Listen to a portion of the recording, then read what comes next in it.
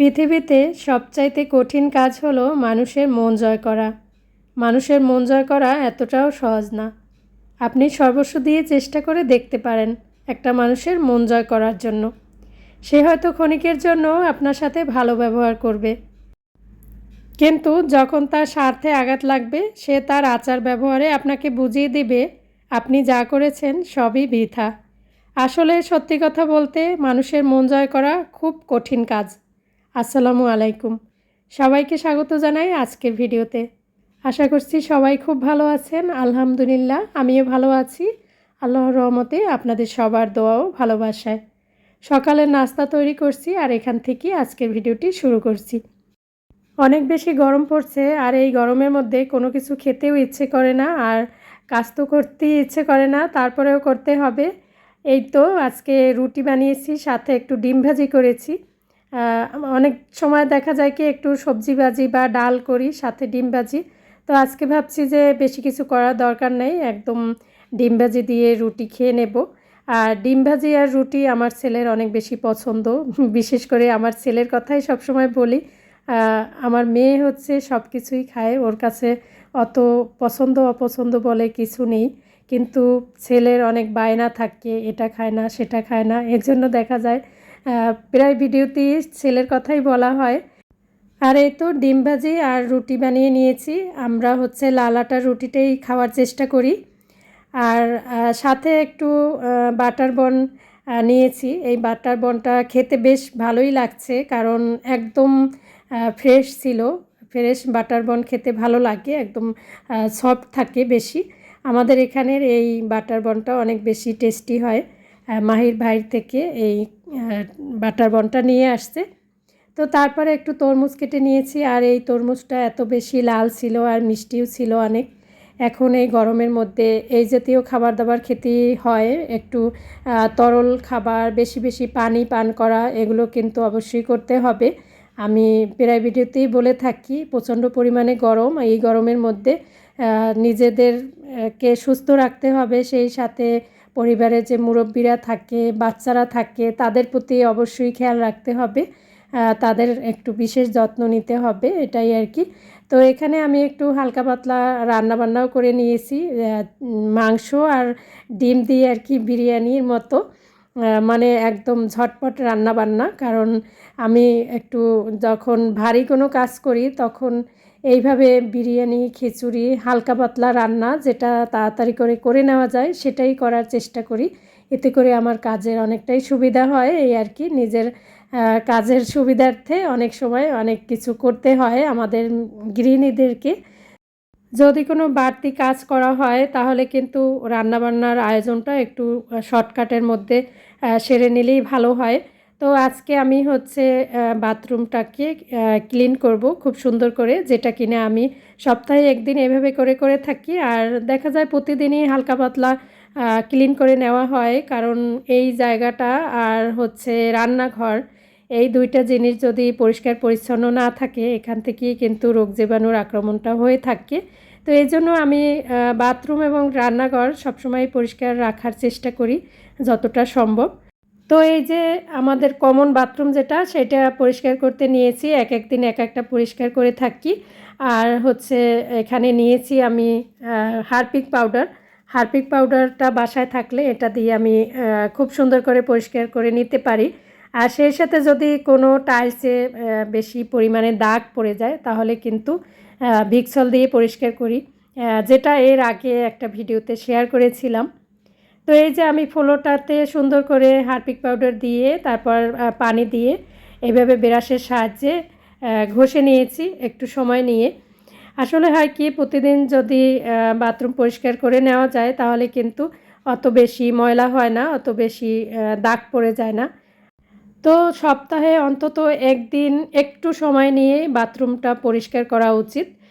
তো সেটাই চেষ্টা করি, কারণ এই জায়গাটা যদি পরিষ্কার না থাকে তাহলে এখান থেকে রোগ জীবাণু বাসা বাঁধে। আর সেই সাথে স্বাস্থ্যের দিকও তো চিন্তা করতে হয়। তো সব কথা মাথায় রেখে আর কি একটু সময় নিয়ে কষ্ট হলেও সপ্তাহে অন্তত একদিন সুন্দর করে বাথরুমটাকে পরিষ্কার করে নেওয়ার চেষ্টা করি। তো এই যে আমি কিন্তু পুরা ফ্লোরটা সুন্দর করে এই লম্বা ব্রাশ দিয়ে পরিষ্কার করে নিয়েছি। আসলে আমাদের গৃহিণীদেরকে কিন্তু সব দিকেই খেয়াল রাখতে হয়।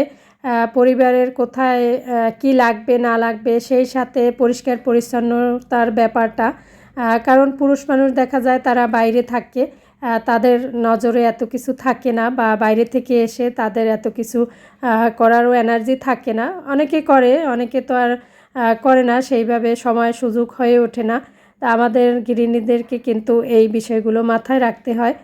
আর আমি হচ্ছে একটু খুঁতখুঁতে স্বভাবের মানুষ। অন্যের কাজ আমার পছন্দ হয় না। কাউকে যদি এই পরিষ্কার করার কাজ দেই, দেখা যায় আমার পছন্দ হয় না। এজন্য কষ্ট হলেও আমি নিজে কিন্তু এই কাজগুলো করার চেষ্টা করি।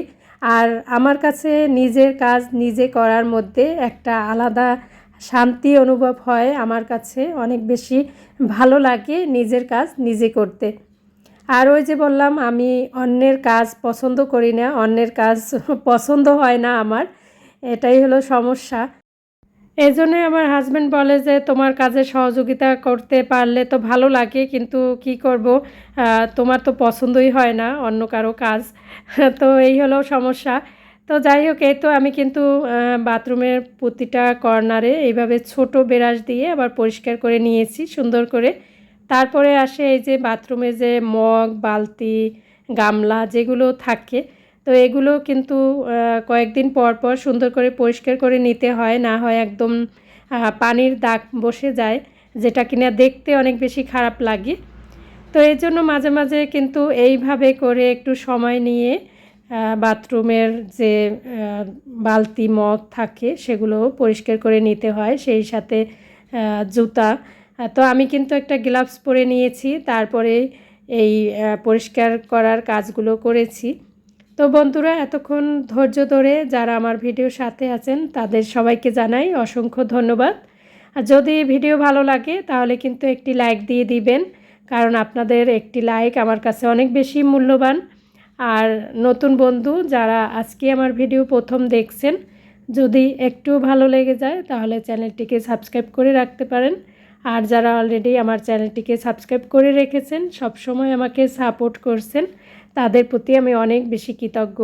সত্যি কথা বলতে প্রতিটা বন্ধুর কমেন্ট পেয়ে এত বেশি খুশি হই, এত বেশি ভালো লাগে। সবার কমেন্ট পড়ে শোনাতে ইচ্ছে করে। ইনশাআল্লাহ সবার কমেন্ট পড়ে শোনাবো কোনো এক ভিডিওতে পরবর্তীতে। সুন্দর সুন্দর করে কমেন্ট করে বন্ধুরা আমাকে নতুন একটি ভিডিও বানাতে উৎসাহিত করেন, যেটা কিনা আমার কাছে অনেক বেশি মূল্যবান। তো এই যে সুন্দর করে কিন্তু সব কিছু পরিষ্কার করে নেওয়া হয়ে গেছে। এরপরে আমি একদম ফ্রেশ পানি দিয়ে আবার পরিষ্কার করে নিয়েছি। আমি এই কাজটা যখন করেছি তখন কিন্তু কারেন্ট ছিল না। এখন তো দেশে অনেক বেশি সমস্যা, কারেন্ট থাকছেই না। তো সবার ক্ষেত্রে এরকম হয় যে কোনো কাজ করতে আসলে কারেন্ট চলে যায়। এই কাজটা করার সময় কিন্তু আমার অনেক বেশি গরম লাগছে। যদি এই ধরনের কাজ করি দেখা যায় কি, পাশে একটা টেবিল ফ্যান রাখি, এতে করে কিন্তু অনেকটা কষ্ট কম হয়। যদিও এই কাজ করার সময় সেটা সম্ভব হয়নি, কারণ কারেন্ট ছিল না। তো এই যে আমি এখানটাতে একটু সুন্দর করে পানি দিয়ে আর কি পরিষ্কার করে নিয়েছি। পানিতে একটু ডিটারজেন্ট পাউডার গোলানো পানি, সেটা দিয়ে আর কি পরিষ্কার করে নিয়েছি। এভাবে করে পরিষ্কার করে নিলে একদম কিন্তু খুব সহজে পরিষ্কার করে নেওয়া হয়ে যায়। মানে আমি মগে করে একটু ডিটারজেন্ট পাউডার গুলিয়ে তারপরে এখানে দিয়ে হালকাভাবে পরিষ্কার করে নিয়েছি। তো তারপরে এই যে তাকটাতে যে জিনিসপত্র থাকে সেই জিনিসপত্রগুলো আবার একটু সুন্দর করে পরিষ্কার করে এখানে আবার গুছিয়ে রেখে দিচ্ছি। এখানে আমি ছোট্ট একটা মানি প্লান্ট রাখছি, এতে করে এটা দেখতে বেশ ভালো লাগছে। আর বাথরুমে কিন্তু এই ধরনের গাছগুলো বেশ সুন্দর হয়। আমি এই প্লান্টটা রেখেছি কিন্তু অনেক দিন আগে, এখনও পর্যন্ত খুব সুন্দর আছে এবং অনেকগুলো শিকড় গজিয়েছে। তো বন্ধুরা, আমি সকাল থেকে 11টার মধ্যে কিন্তু আমার রান্নাবান্না সহ সংসারের অনেক কাজ গুছিয়ে নিয়েছি। তো সেই সাথে বাথরুমটাকে সুন্দর করে পরিষ্কার করে নিয়েছি। অন্তত সপ্তাহে একদিন একটু সময় করে বাথরুম এবং রান্নাঘর পরিষ্কার করে নেওয়া উচিত। আর একটা কথা হলো, যদি সব সময়ের জন্য পরিষ্কার রাখা যায় ঘরবাড়ি, তাহলে কিন্তু একদিনে অনেক বেশি পরিশ্রম হয় না পরিষ্কার করতে। যেমন এই যে আমার বাথরুম কিন্তু একদম অলরেডি এমনিতেই পরিষ্কার পরিচ্ছন্ন আছে, তারপরেও একটু সময় নিয়ে সপ্তাহে একদিন সুন্দর করে পরিষ্কার করে নেওয়ার চেষ্টা করি। আজকে তাহলে এখানে বিদায় নিচ্ছি। সবাই ভালো থাকবেন। আল্লাহ হাফেজ।